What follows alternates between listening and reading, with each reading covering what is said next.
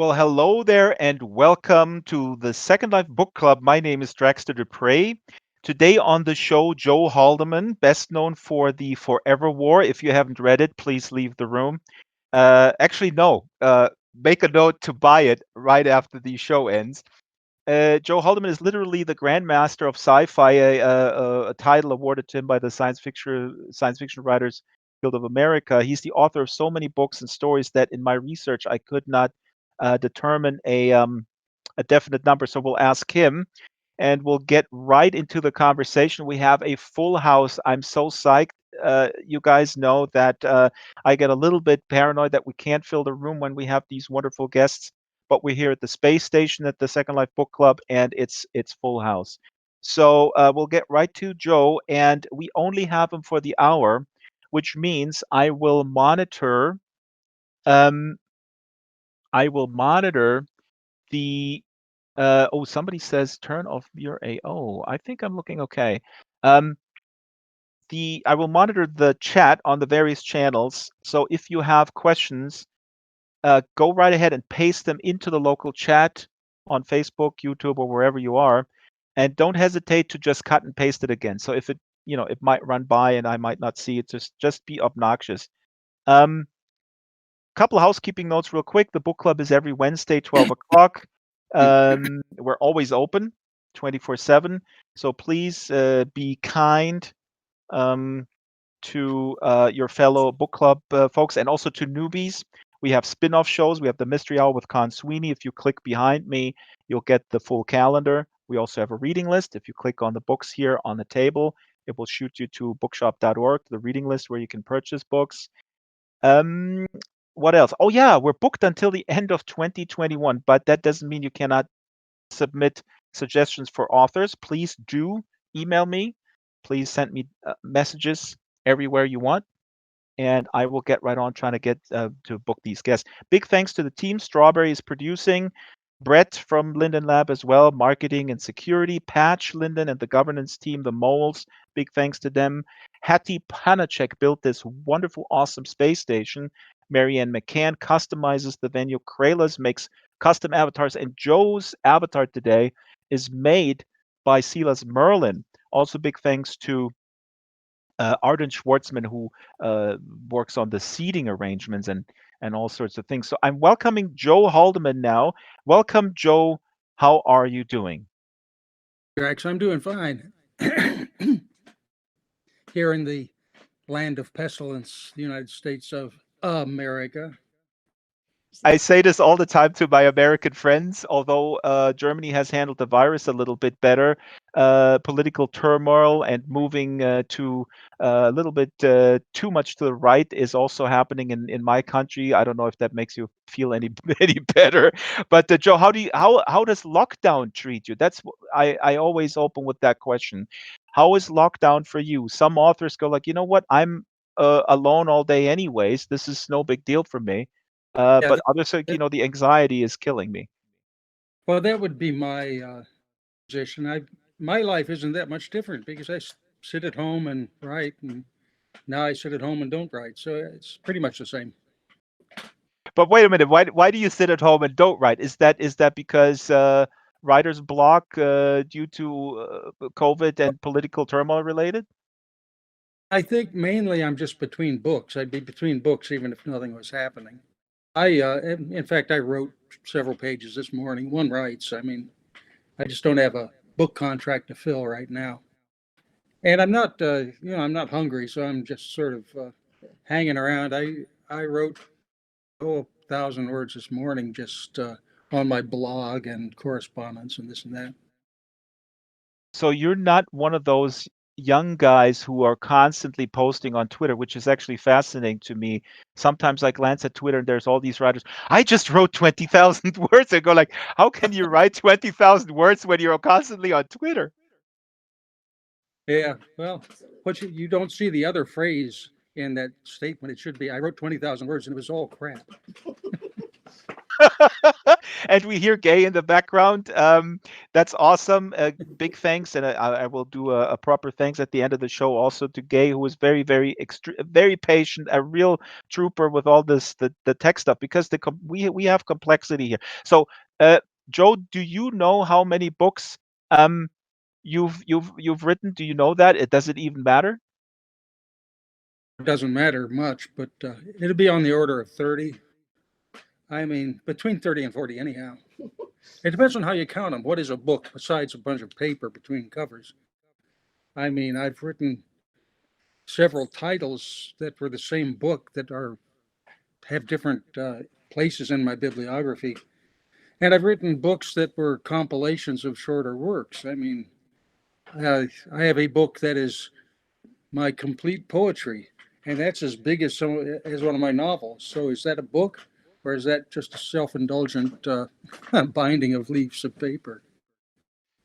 I actually have. I was doing research, and the book is right next to me here in Second Life. If the camera can zoom into it, it's right here on the couch. It's Saul's Death, and I was amazed that you're also, um, I don't want to. Dabbling is maybe not a nice term, but you were doing some poetry here. Yeah, I've been piddling with poetry since before I had anything published. I mean, I was a poet before I was a fiction writer. I saw in an interview uh, where you said once a manuscript is shipped off, you move on. You don't really, it sort of leaves your consciousness or your contemplation or maybe even your sort of, critique. A lot of people have issues with, when they finish something and it's published and, they go back and like, I should have done this differently. But you, in this interview, you expressed that once it's out, it's gone, and and you're fine with it with whatever the form is. That's fascinating. Well, there's not much you can change once it's out. I mean, I have known writers who had a second career in sort of rewriting their work and writing about their work and being public people and that sort of thing. I don't know. As an old retired writer now, a lot of the stuff I do is not creating new material. And so I'm as guilty as anybody, more guilty than most. But yeah, the all the other stuff is kind of fun, and it's certainly less work than actually writing. Wait. So you do consider yourself retired, and we're gonna hear you read a little bit. The last book came out in, I think, 2014. Work Done for Hire. But you consider yourself retired, or what is your status? Oh, my status is pretty much retired. I mean, I work. I am a writer. I do literary stuff all day long, but I don't have to produce books on a regular schedule, and I don't have any outstanding contracts right now. So in a way, I'm a retired writer, Hmm. And a writer and an which is artist. which yeah, and I'm also a retired artist, but I've never been a professional artist, so I can't claim to be an ex-pro artist. Actually, I have a whole bunch of drawings of yours that Cory Doctorow, fellow author, published on his Flickr page. I don't know where he got them. I don't know if he had permission. Those are nudes mainly. I'm gonna put them up later. They're extremely good. I mean, Oh, you good. have unbelievable talent in that in drawing and painting. I mean, seriously. I mean, I've known that you sent me a little drawing of the monster, but that stuff is really good. You never considered pursuing an artistic career as a painter or I've known too many artists. I wouldn't try to make a living at that. But I didn't know Corey had pictures of mine. I The thing is, all the nudes, most of the nudes are from a workshop that I've been going to for more than 20 years, 25 years, I guess. So on Saturday morning, I go sit and look at a naked woman and draw her from various angles. It's there's nothing sexual about it, of course. It's just something good to draw. Of course, if it's a man, I go home, but that's the way it goes. You would be surprised if you look at Cory Doctor's Flickr. I'll send you the page later. There's also a man. There's also a naked man. And I'm looking in my inventory if I actually uploaded it. So, folks in Second Life, bear with me.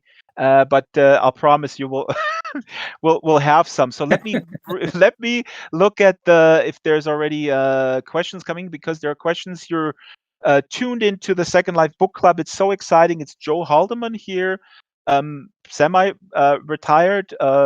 Artist and yeah, artiste. And I want to make a big point today to for folks who are watching this either in world or on the stream. Please consider purchasing a book. So this is very important. I mean, I do say this almost every show, but it's very important to, if you are a reader and if you enjoy reading, you have to support writers by purchasing books. There is no other way. Well, there are several other ways. I mean, you can wire them. I guess you can just wire them cash, thousands and thousands of dollars. That's probably even better solution. But so I'm going to look through the questions here, and we're going to go back and forth a little bit. Here's a question from YouTube. Kuriko Kiyama says, given that I was born the year Forever War was released, I have a question. Does Mr. Haldeman think his book would be suitable for modern day audiences? And I know you probably get this question a lot in the vein of, is Forever War a timely novel? I mean, my personal opinion is, of course, that it's completely timeless, and I wanted to get into that too. So that's a question. You think it's suitable? I mean, she uses the term suitable here. Um, yeah, Joe, what would you say? I would say it's suitable. I think it's not the same book that you would have read 30 years ago Mhm. because you don't exist in a universe defined by the book. It's still a good book. I mean, read books that are hundreds of years old and they're still good. So you hope to be writing for a timeless audience, or rather, you write for many audiences. I think a lot of the people I write for are about my age, which is to say, pretty old. They went through the same history as I did, and so a lot of my work speaks to their past, does to mine. Does that also mean that when you look at your audience like that, does it then concern you what other people write? I mean, this I have this here, my list of questions actually, and you know, this ties into the question that the viewer asks here. Do you keep up with what the young folks are writing? I mean, you also taught writing. I want to get into that too.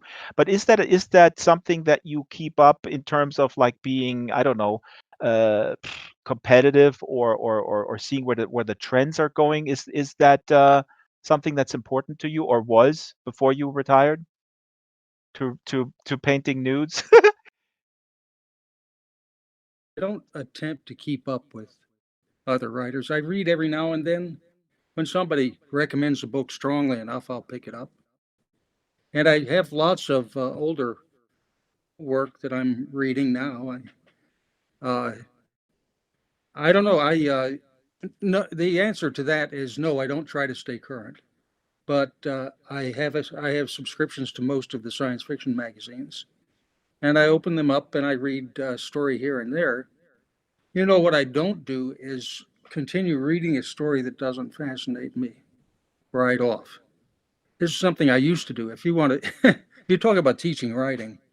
Teaching writing is a job where you spend what 12 hours a day reading stuff you don't want to read, and and then writing a critique of it. It can drive you quite insane, and I am a good example of that.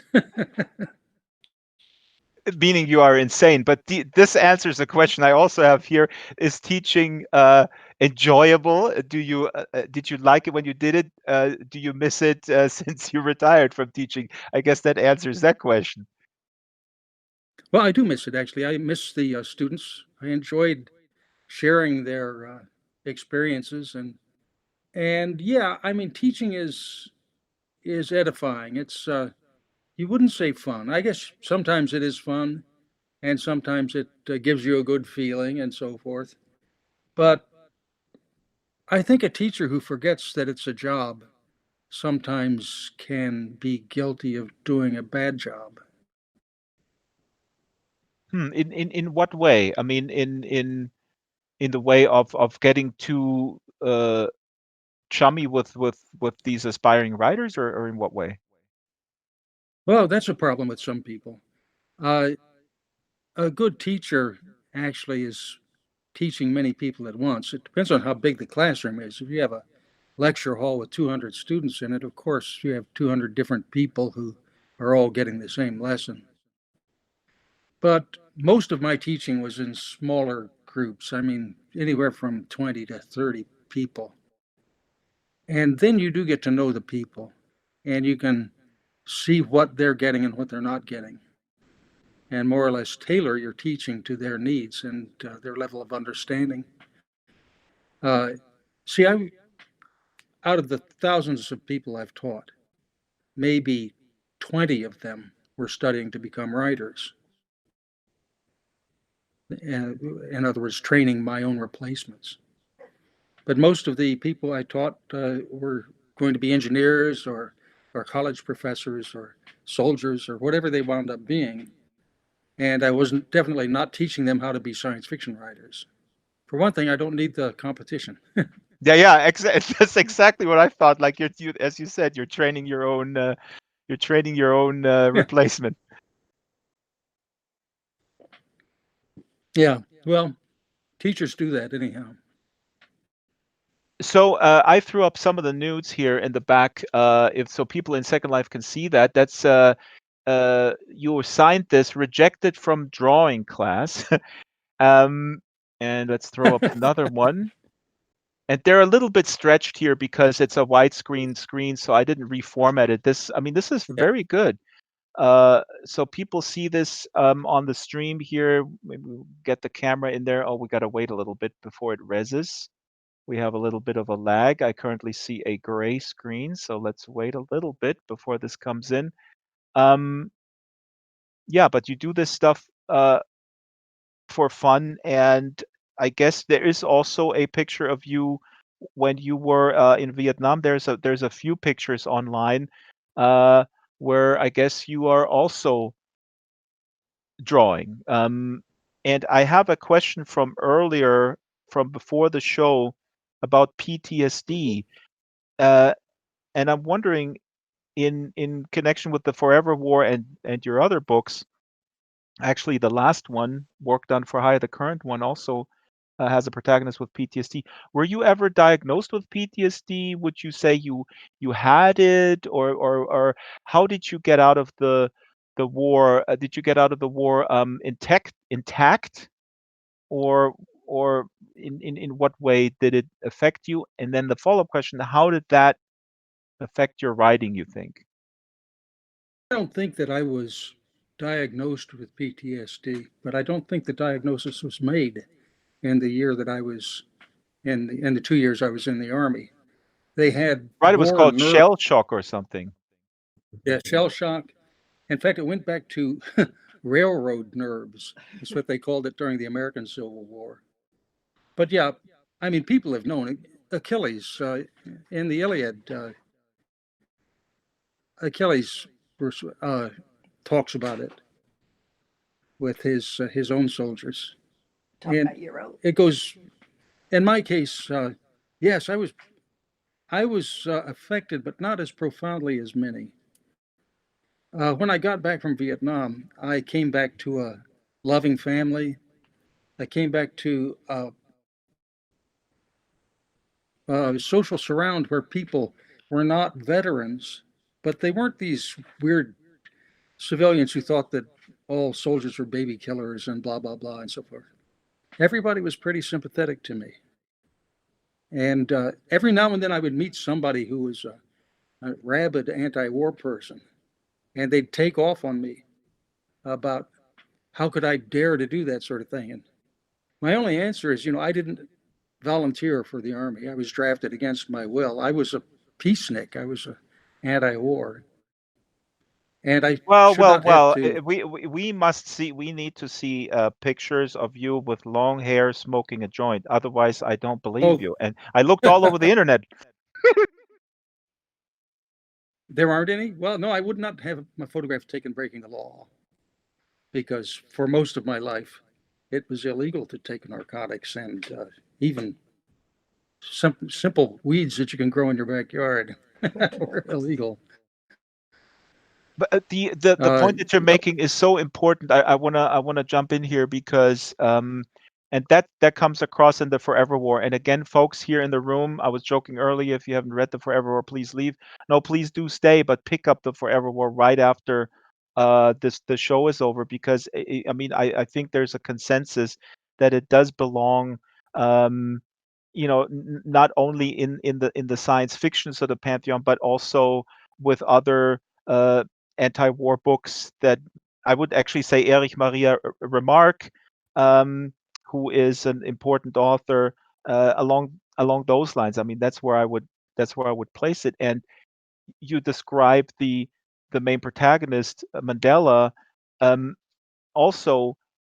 I I mean, to me, what's most important, I think, about this book, what becomes so clear is that once you're trained voluntarily or involuntarily, once you get good at this whole war thing, there is really no place for you in civil society. And you described this so well, and that's why I mean that's one of the reasons why this book is so incredibly timeless, I think. And what you just said about your confrontation with anti-war activists who let out their frustration against the system towards you, the individual, uh, that that is a problem. How do you see this today when people protest a system? How should they? Is there a prescription that you would see? I mean, I can see it. I can see it in solidarity with you know people who are vacuumed into the system against the system, but you got to be in solidarity with people. I guess is the message here. I think I have sympathy with the people, of course, who are demonstrating today against government acting against their own best interests. And if I were a free individual now, and young and full of piss and vinegar, I would be active against the government. Right now, what I do against the government is I write. That's what I do. And most of my government is just a government. It's only the people at the top who are criminal assholes. But oh, what did I say? No, I mean, uh, We I we can just say we can totally say these things on the air. We can all even say we had people here say the F word in connection with certain individuals. So go right ahead. okay. They're funicular. That's what they are. uh, yeah, I don't know. I don't have to be very politically active to be a pacifist now. Uh, my government is involved in wars all over the country, all over the world, rather. Uh, but we don't have the involvement in a single unified war effort the way we have had most of my life, especially when I was young and draftable. Uh, the situation when I was in my teens and 20s, which is when I was vulnerable, was everybody got drafted who couldn't get out of it. And most people in my situation, which is to say wealthy white people, did get out of it, one way or another, legally or not. I was not willing to do that. And in fact, I wouldn't have asked my parents to support me with that. If they had, I probably could have gotten out of it As it was, I wound up being a demolition man, uh, a very low order of specialization in the Army. I was a private soldier and got kicked up all the way to specialist fourth class, which is just two microgrades above being absolutely latrine orderly. So, I was unenthusiastic, but I didn't break the law. Mhm. And as soon as I could get out, I left. I mean, absolutely. I got out 3 months early, which was as early as I could get out. I got an early out for education, so called. And I went with my early out for education. I went down into Mexico and studied Spanish in summer school for one day. And after one day, I had my passport stamped and I could go do what I wanted, which was write a science fiction novel. This is amazing. One day Spanish. Of course, here I need to say that I studied sociology one time for 4 weeks, and then I quit.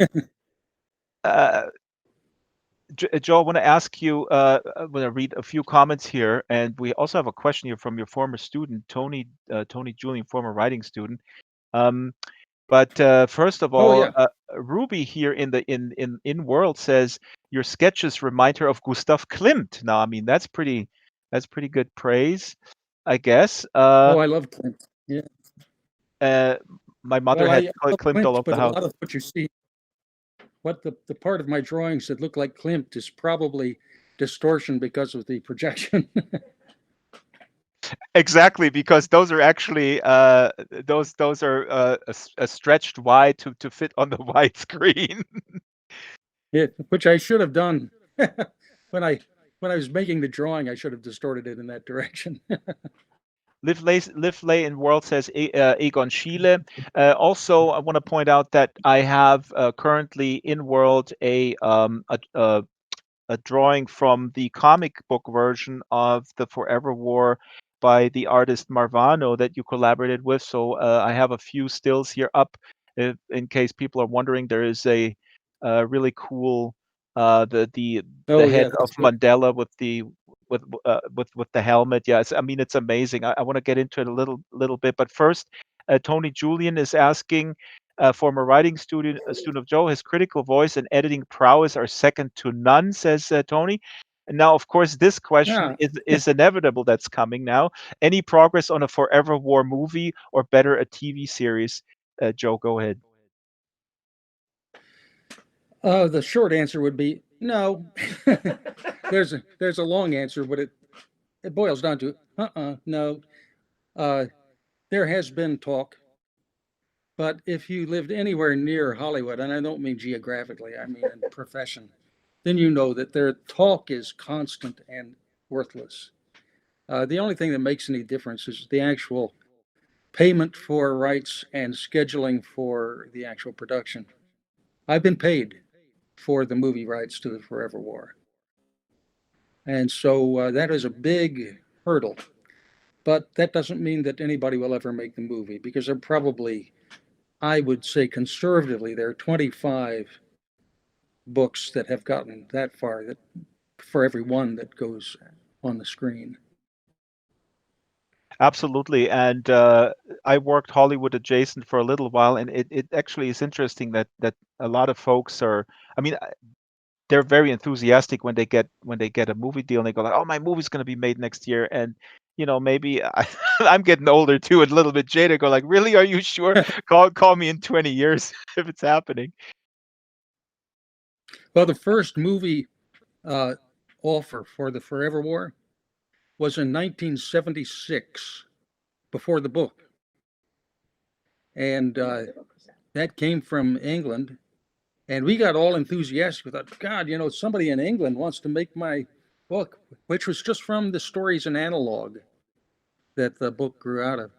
And then this is funny because I mentioned it to Harry Harrison, who was working on it, because Harry lived in England and Ireland, and that's where the money was over there. And I said, Harry, what's happening with Forever War? And he said, Joe, I've got to tell you, it flew up its own ass and disappeared, which was Harry's way of saying, forget it. Um, and we're gonna get into a movie that you were collaborating with Stuart Gordon, Robot Jocks, which actually is is Oh, is yeah. actually pretty damn cool movie. But another question here from YouTube, Mary Stanley says, Joe, how long after you got out of the service did you write the book 1968? Oh, let me see. I think I started that right after I got out, but I didn't finish it until much later. Uh, I finished it. Actually, now I have my fact checker sitting across the table here from me, but I think I restarted working on it when I started to go to the University of Iowa Writers Workshop. And I sat down and really it sort of wrote itself once I started typing on it. But nobody wanted it. But nobody wanted it. That's right. It says Uh, here on Goodreads that it came out in 97. Can you give us a quick premise? What, because I'm not familiar with this book. What is this book about? 68. Well, it's about a guy who was drafted in 1968 or late 1967. Just like you. Just like me. It's very autobiographical. And he goes to Vietnam and he does what I did. And he comes back. He was wounded more severely than I was. And I was wounded pretty severely. But he wound up in a hospital where he slowly cracked up. And when he got back out, he had been slowly going insane in the hospital and never actually, in the book 1968, I don't think he really recovers at the end. Oh, I shouldn't give away the ending of the book. Gay says, don't do that. Yeah, No, no, don't forget give that. away the ending. Hold on. Let me tell again. Let me remind folks because we're at the bottom of the hour. You're here at the Second Life Book Club, folks. You're either watching it on YouTube, on Facebook, or on Twitter. My guest is Joe Haldeman, and please, I'm going to ask everyone in world, which book are you most excited about of Joe's? Which book will you pick up when the show ends and you quit your internet and go out to no, actually you shouldn't go out to a physical bookstore. Well, you can take a mask and go out or order it maybe on bookshop.org.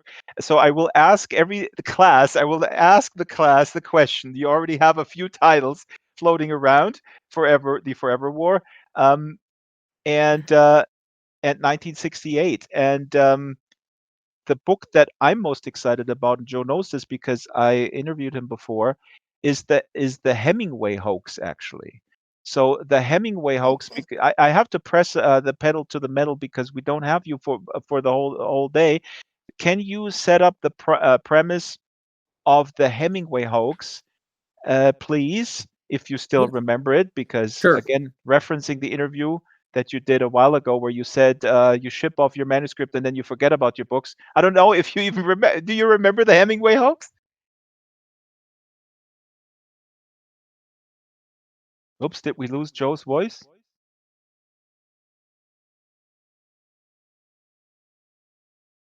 Oh, we might have lost him.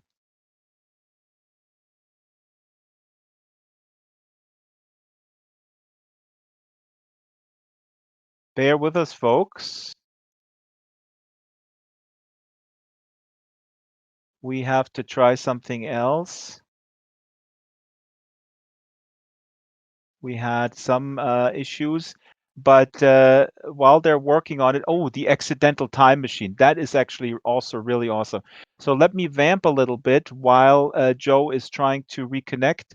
I would encourage Joe to, if you can still hear me on our secret back channel, Joe, Gay, please just restart Discord. And accidental time machine is super awesome. But let me bring up something that is hilarious here on the big screen in the back as we're working on it. Um, and they are just restarting. We're using Discord to go to the streaming platforms so that they can hear us. And in world, we're using SL Voice. but let me bring this up here in the back. This is a tweet of mine when I first interviewed Joe. The Hemingway hoax is about, it's based on, well, it's not based, but it takes a real occurrence, which happened in 1921, where Ernest Hemingway or his wife lost a bag with the manuscript of his first novel. Okay, so his first novel was lost. Oh, I hear Joe is coming back. Joe is coming I'm back. back. I'm back. Oh, cool. Awesome, awesome, awesome. I was vamping and giving the folks here the gist of the Hemingway hoax. And in world we see uh you're a headshot of you and then Hemingway on the right side, and it's just unbelievable. So, but briefly summarize the Hemingway hoax, and if you want, like, how did you get, you know, the idea? Because I mean, this is an absolute brilliant book. Go ahead. Well, basically, I was I was on my way to Australia, and one of my students gave me a ride to the airport. And while I was waiting for the plane, I told him about Hemingway's lost manuscripts. Did you cover that? Yes, in I 1921, a bag was lost, and that contained the manuscript of his first novel. I told him about that and said, it'd be smart. It would be unnatural to write a novel about that lost manuscript. And in fact, you could even write the lost manuscript and go with that. And really, I got on a plane then, and we went to Heron Island down by New Zealand. And by the time I got off the plane in New Zealand, I had notes leading up to the whole novel. And I sat down and I wrote part of the novel that Hemingway was going to write, in the in the novel within a novel. And basically, I started the thing, and I wrote on it for off and on for a couple of months. And then I had to get back to the book I was writing that I was scheduled to deliver. But then sooner or later, I got back to the Hemingway hoax, and I wrote it. I had so much fun with that because I had made a lot of notes about it. And I rented an office space. It was just a table with a coffee machine. And I papered the walls with my notes. I had about 40 pages of notes. And I just sat there with a manual typewriter and started going. And I wrote most of the short novel right there. And it worked pretty well. It I was mean, tremendously it was a hard thing to do in terms of energy output and nervous energy. And I don't think that I could have written for many more years doing it that way. But yeah, because you also had to impersonate Hemingway, and let me just say that the premise is so incredibly awesome and wacky. There are these time traveling aliens from another dimension, and they monitor Hemingway related activity or Hemingway related cultural interest with worry, with concern, because they know that if that sort of boils up more, like, if people are uh, uh, whatever Hemingway represents. I mean, he represents, as they say, sort of like, I don't know, testosterone-driven maleness. I got to do something, got to go to war, got to shoot stuff, um, and that just sort of in the ether will cause mankind's destruction. So these time traveling aliens, they monitor this stuff, and because of these two grifters who are faking this lost manuscript for monetary gain, there's a lot of activity all of a sudden. So these aliens get really nervous. So you had to, like you were saying, you had to write in Hemingway's style, because you had to. One of your protagonists is one of those is a writer, kind of a failed writer, who gets the gig with this grifter to fake this book. So you had to impersonate Hemingway yourself, kind of. there aren't many writers who are so easy to parody. So I just did my old Hemingway imitation for a few pages, and that was fun. And you never wanted to actually write the whole thing. Can you imagine? You actually wrote Oh it. no, You would write the whole thing. that would be pretty boring. But the writing a few pages was fun. And I think also, I mean, people can look this up. I think last time we spoke, I don't recall, but there was it around the time when the Hitler diaries were, quote unquote discovered because they were also fake. It was in the early 80s, right? That also kind of played Yeah, a role a little bit in your putting the story together. that's right. It was in the air for sure. I think the Hitler Diaries came out just a year before I started writing. The Hitler Diaries is another one of those things where, I mean, I'm obviously from Germany. I remember this as if it was yesterday, and sort of the how the press was jumping on something that everybody should have seen was total baloney, but everybody was like, "This is too good to be true." Oh my Yeah. God, you're willing it into existence, right? Because it's just so juicy. And the lesson we get from this is that if it's too good to be true, it probably isn't true. Yes, and compared to today's fake news, this was such mild, those days. Really? Yeah. Yeah. Um, let me look here so I don't for, miss any of these questions. Mark Tony says, Joe, if you remember Omni Magazine Online on AOL, I was one of the chat hosts. You came up pretty frequently as a topic of discussion. Wow. How about that? Do you remember what And he now we're might both refer for, to in terms of topic of discussion? Was it was it good or bad or ugly? well, I had a strange story in Omni, which was actually a long poem, a sestina, which got a lot of comments, at least paper comments. I don't know about the online stuff. And that was fun. It was a double sestina, a twin sestina, and a fairly challenging formal form of poetry. Is that poem in your uh collection, or is that stuff Yes, lost forever? No. Oh no, it's been printed. it's I'm in the not sure collection. which. Pardon me, dear. It's in your poetry collection. It's in my poetry collection. Yes. Oh my God, the alien, the bug-eyed monster, or BEM, speaks with two voices. What's going on? Oh my God, really? Uh, Let me ask you here about Hollywood. We talked a little bit about Hollywood. You know what? I think how about a little reading from your book, Work Done for Hire? If you could get stand up a little bit here. Yeah, you standing up Yeah. in the bug-eyed monster is standing up and walking to the front of the Yes. stage. How many And tentacles would you like me to stand on? There we go. sorry, say that again about the tentacles. I couldn't hear you say again. I asked how many tentacles you want me to stand on, but I can see I'm standing on about 3 or 4 of them. So that's pretty good.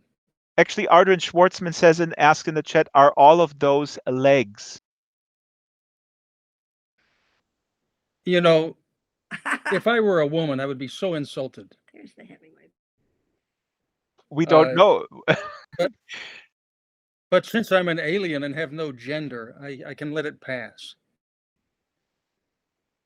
Ardren, he lets it pass. Now here we have you here, and the book is Work Done for Hire.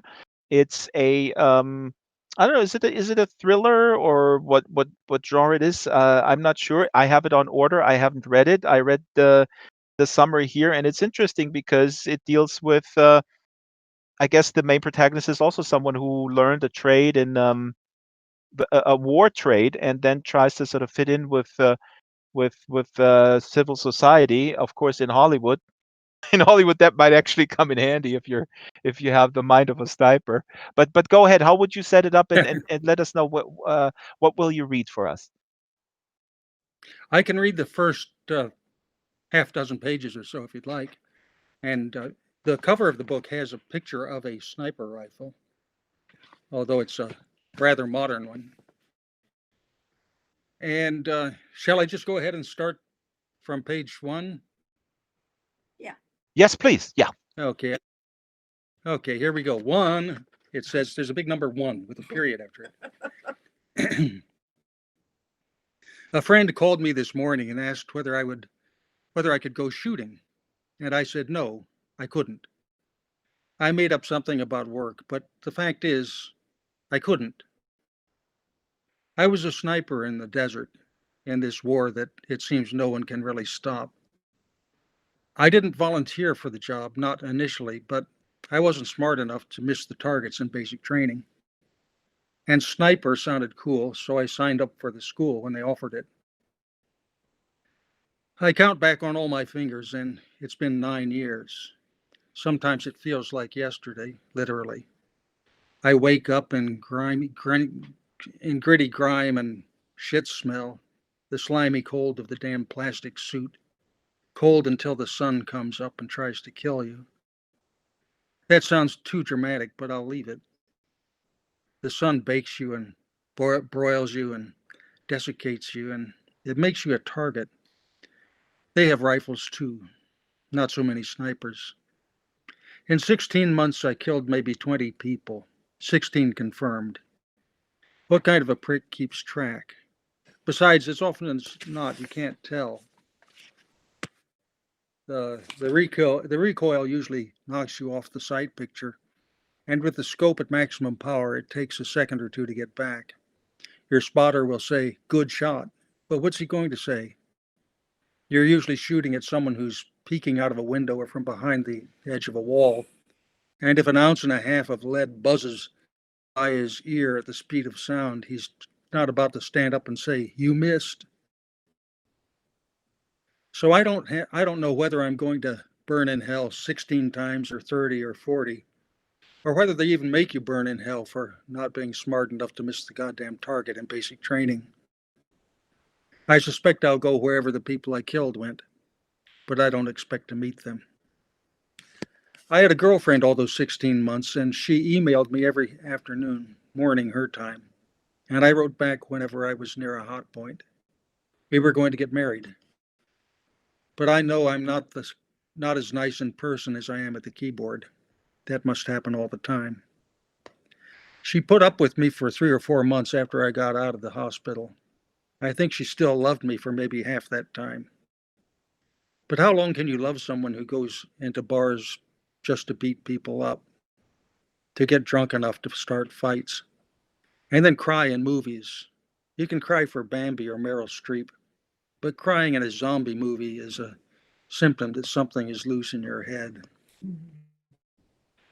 That sounds so drama queen. I didn't really get that bad a deal, wounded once and out. The bullet that blew off my left pinky also smashed a rib and bounced into my left lung, serious enough to get me 6 weeks in Bethesda and an early honorable discharge. 80% disability pays for the rent and groceries and some of the beer. For a few years, the rest of the beer came out of the GI Bill while I finished college and got an early master's, easy master's. When that cow ran dry, I did this and that, temp jobs like typing and answering phones. But I don't take orders well anymore and tend to raise my voice. So I had lots of jobs, none of them for too long.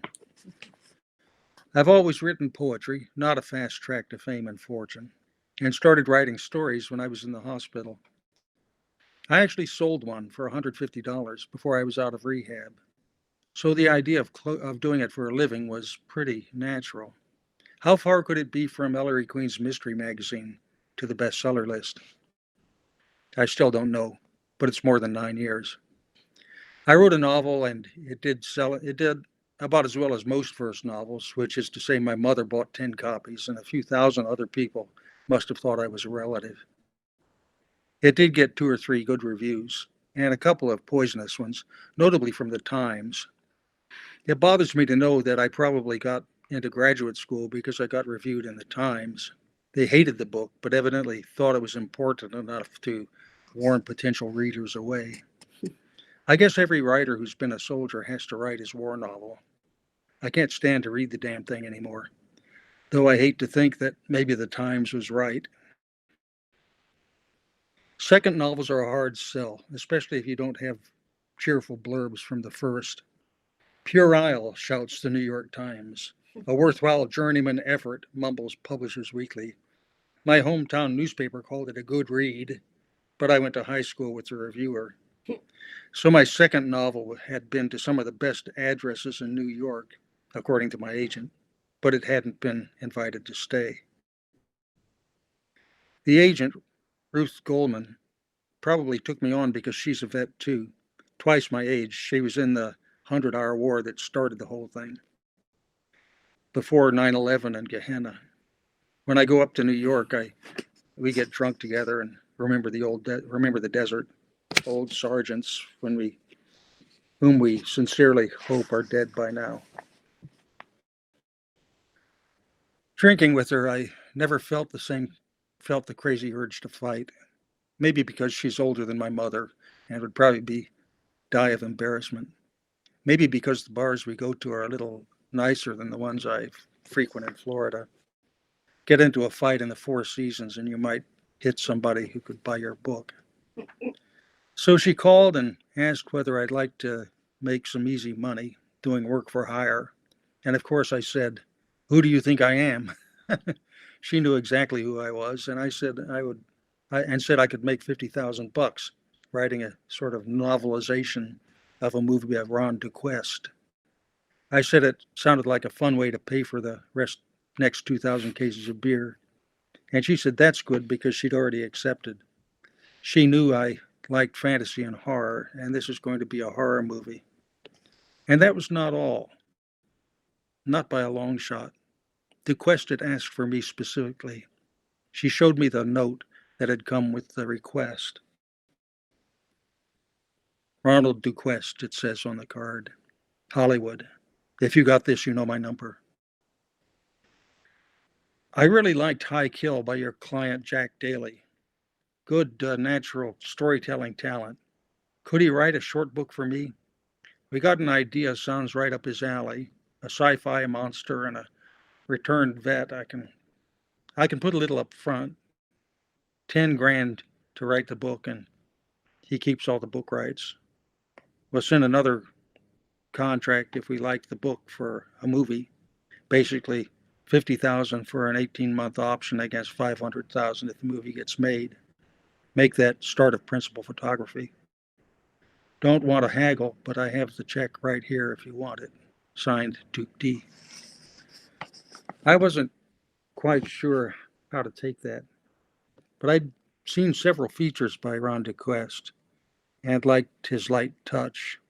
I asked her what he meant by a short book, and she said a novella between 100 and 200 type pages. Sort of the opposite of what I normally thought of as a novelization, which would be taking an existing movie script and cranking out a novel based on that.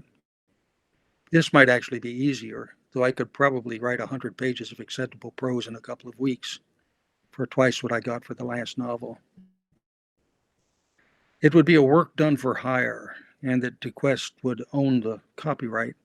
But since I'd keep the book rights and also make a small fortune if the movie came out of it, what the hell? She zapped me the 2-page description. Pretty good story. The main character was my age and had gone to my war. He's a lawyer and a private eye, but unsuccessful. I like that in a lawyer. So that. Oops, and right there the voice dies. Just at the end of the reading. Joe, I think you may have to restart Discord again, but that was brilliant timing. Big round of applause, please, in the world. Big round of applause. This is Joe Haldeman, Bug-Eyed Monster, reading from Work Done for Hire. And I have I don't have it in front of me here physically, but I literally ordered it half hour before I started writing the run sheet because this sounds very, very juicy. So, Joe, as Joe restarts Discord, so we wrap up the show. Let me throw up another little picture here and go through a few comments and questions. The picture here in the back that you see on the overhead display is Joe at his wife Gay at the retirement party, at his retirement party from MIT, and I believe that was in Voice connected. 2014. And I hear I Joe. can't. We cannot hear you now. Uh-huh. So Joe cannot hear me, but we can hear him. So, how do we do this?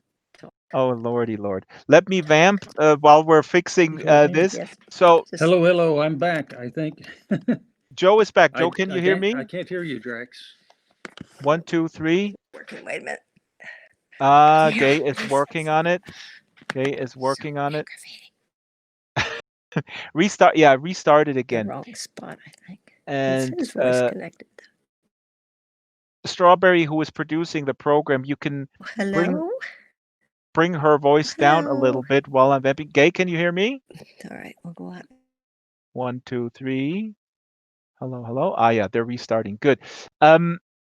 As they're restarting, what is next on my run sheet is actually the Hollywood. We're going to stay in Hollywood. And if you were not aware of this, Joe worked on a movie, and the movie is called Robot What Jocks. is interaction required? And Robot Hello, Jocks. hello. Hello, Gay. Can you hear me? Oh, hello. Can you hear me? 1, 2. They can't hear me. I'm going to mute them real quick while I'm talking. Robot Jocks came out in 1989, and so let me set this up real quick. This was directed by Stuart Gordon, and Joe wrote the screenplay. And this was his one interaction with Hollywood in a professional sense. And since I interviewed him before about this, what I loved about his comment on this was like he said Hello. that, hello, Gay, can you hear me? Hello, hello. Hello? I can hear you fine. One I more can hear time. you. I can hear you. We hear you. We hear you. So Joe was saying about RoboJocks that what was really cool is that he would just write, bunch of guys go somewhere, shoot something, and it explodes. And then a week later, he saw, Hello. what happened. Joe, can you Hello. hear me? Hello, Drax. I hear you. Do you hear me? Oh, yes, we can hear you. So I'm setting up robot jocks right now, and please tell me this anecdote because the last time I interviewed you, this is Stuart Gordon film, and I'm throwing up some slides in the background. But you told me that this was actually a really enjoyable experience. For one of the main reasons was that you could write something. You could write, "Hey, shit blows up," and then a week later, shit actually did blow up. So tell us a Yeah. little bit. Tell us a little bit of the experience that you had. Go ahead. That was just mind blowing. I mean, this was not a high budget movie, but even a low budget movie, the amazing special effects. And we did have, I don't know, about 50 actors who could be, extras who would come in and some pretty sophisticated Hollywood style stuff. Let me So, jump in yeah, here real quick because I saw okay. I saw the trailer and will find it on YouTube, and there is a 10-minute so best of scenes. I think this movie actually looks really really good. It really looks quite amazing when you say it's low budget. It's amazing what they did for this budget. I gotta say, just from a purely visual level, I have no idea about the rest of it, but I I have it on my list to check it out, and I don't watch a lot of movies, but this one I'm looking forward to. So go ahead. Animation, which is not done anymore, of course. But this was probably one of the best stop action animation movies. Uh, and it's gotten compliments for that. Nobody has ever said it's a great science fiction movie, or nobody's ever said, "Boy, the writing is wonderful." But we had a lot of fun doing it. We shot it in Rome, and Rome is a wonderful city to live and work in. And basically, we would work all day and then go to the really fine restaurants at night and eat and drink until about midnight. And then I'd get a couple hours sleep and just start typing. And they'd go out to the studios at 8 in the morning, and I would give them the sheets, the script for the day. And it was just one otherworldly experience. It was so much fun.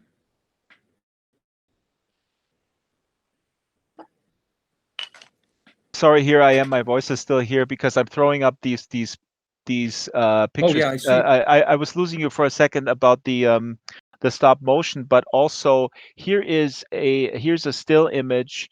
So they're using stop motion, but also here's a still image that resonates.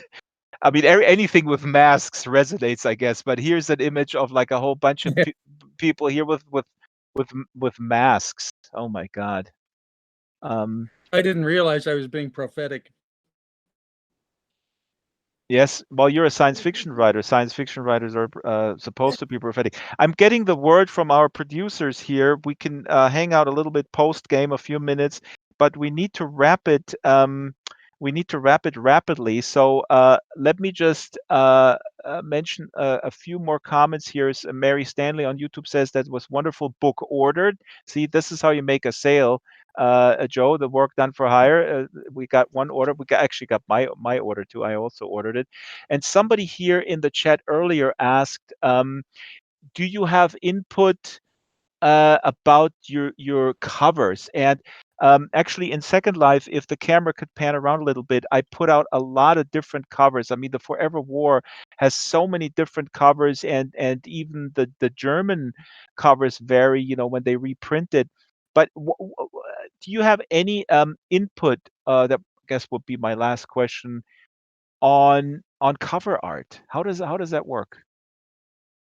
Rarely does the author have any input on cover art. Usually, if it's a small publisher, I might be able to say something. But for a big publisher, no. No, it's very unusual for even a famous writer doesn't have input on that. Yeah, then you can be really, really screwed, I guess. I've had someone talk about nonfiction books that just had covers that made absolutely no sense, where it was actually pretty apparent that the artist didn't read it, you know. That it's looking at now. That was a very good painting, actually, but all the artist had was the one paragraph description of the book and the title. And so he came up with, or she came up with a pretty good picture. You never know. When I've done fan publishing, I have all kinds of input, but you never know what kind of an artist you're going to get in the professional world. Joe, I'm going to have to wrap the stream. It was absolutely wonderful. I have a million more questions here, especially about also Hemingway. What Hemingway means to you? That question stares me in the eye. And also literary fiction versus genre fiction is another question. But we have to wrap it up. But we can maybe stick around in SL for just a few minutes. Let me wrap the program and say big thank you to our wonderful audience. And as I promised before, I will ask you now, which of Joe's books will you pick up? Put it in the chat, and then I will get back to you in a couple of days and hold you to it. And I want to see the receipts. This is the Second Life Book Club. The Second Life Book Club is live every Wednesday at 12 o'clock Pacific. We thank Joe Haldeman. We thank Gay Haldeman, incredibly patient with a lot of little challenges in the technology department, but we made it. Strawberry Linden, big thanks for producing, running camera. Brett Linden, thank you, dealing with marketing and security. Tara Linden from Linden Lab. Also Patch, the Moles, Marianne McCann customizes the book club. Hattie Panacek built this wonderful, crazy space station. And who else do we have on the team? Well, Arden Schwartzman, of course, Silas Merlin, Kralos makes the avatars, and Silas Merlin again made Joe's avatar. And here I see in the chat, William Mandela is in the audience. Wow, that name sounds very familiar. Forever War is the best sci-fi book ever, he says. Maureen B says yes. Jessica says just bought the Hemingway Hoax. Peter Coach says the Hemingway Hoax seems to be the book for me too. And Arden Schwartzman says free William Mandela. Etheria Period says I fancy Accidental Time Machine. That one is really, really cool. Well,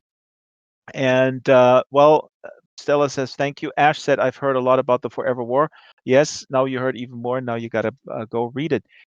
Joe, thank you so much, and have a wonderful rest of the week. Please stick around for a few more minutes, and then we can answer some in-world questions. But I would say to the audience everywhere on Facebook and so on and so forth, that our next week we have Catherine Duckett and Hannah Porter. I'm throwing up the slide, and I'll see you guys next week at the Second Life Book Club.